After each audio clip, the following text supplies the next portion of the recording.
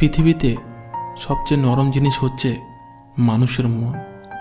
এটা ভাঙতে কোনো হাতুড়ির প্রয়োজন হয় না, শুধু মুখের কয়েকটি অবহেলিত ভাষাই যথেষ্ট। পৃথিবীতে সবচেয়ে আপন হলো মা। কেউ যদি অবহেলা করে, দোষ তার নয়, দোষ নিজের। কারণ তুমি তার কাছ থেকে বেশি আশা করে ফেলেছ। যদি তুমি গরিব হও, তোমার নিজের আত্মীয়রাও তোমায় দেখে এড়িয়ে যাবে।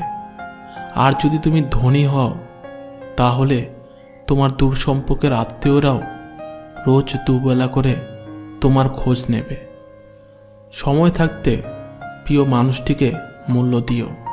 হারিয়ে গেলে কেঁদে কী লাভ? সম্পর্ক টিকিয়ে রাখার ইচ্ছা যদি দুপাশ থেকেই থাকে, তবে কোনো সম্পর্কই ভাঙা সম্ভব নয়।